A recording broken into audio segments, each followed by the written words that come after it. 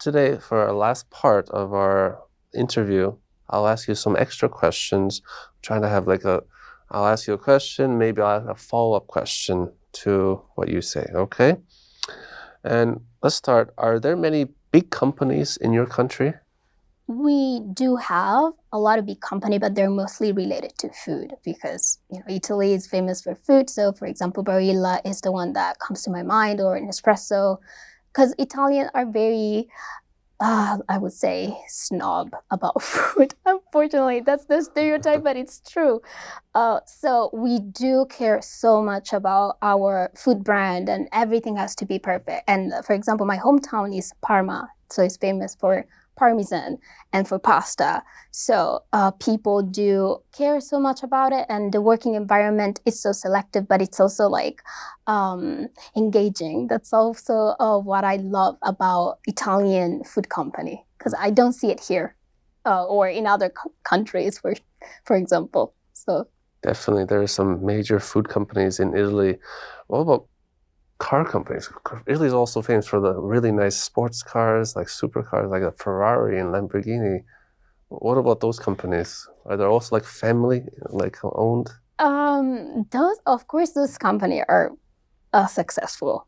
But I would say that's what a lot of my friends ask me, because everyone think that Italian do own a Ferrari, but it's not actually an Italian thing. I think it's just something that just rich people can afford. So I do not think it's like a family kind of environment when it comes to Ferrari. It's a luxury one. So mostly Italian tradition are all based on simple things, simple food. So I do not think that Ferrari or those kind of company actually represent Italian tradition or Italian people.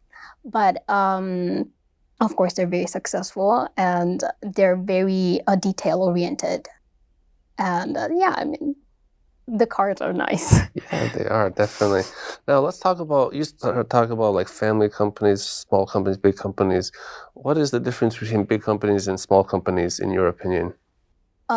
In Italy, or in general? In general.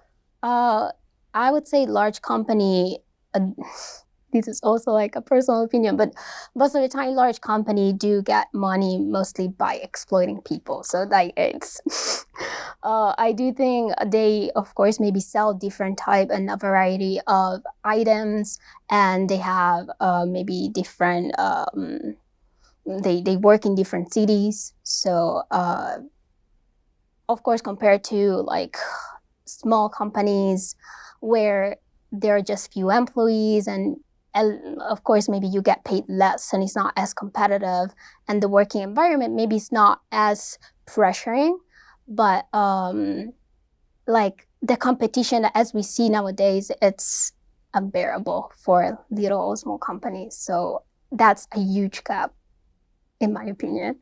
Definitely. Have you ever worked for a small or big company?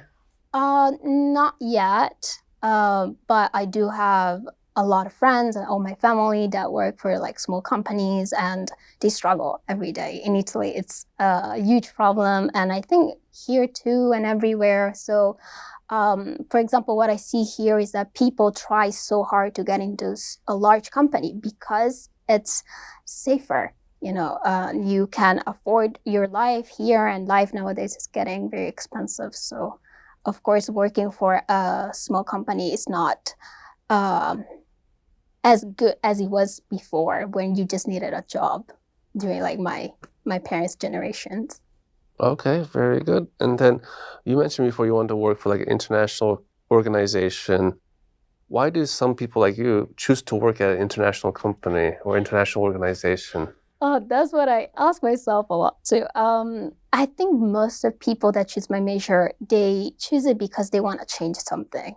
At least we believe we want to change how the things work, and we want also to raise awareness. Like what I try to do by studying and by talking with my friends is always to try to make people understand how things actually are, and how many stereotypes we do have in terms of our like politics and our environment and everything related. Like, for example, nowadays even related to health and like the vaccine and everything. So I do believe that reading and studying and mostly discussing with people helps, and that's why most of people choose to work for international organization, because you kind of feel like you're actually changing people's minds and you make them believe that something can change and we can do it together. So Yeah, that definitely sounds like a great reason to join an international organization.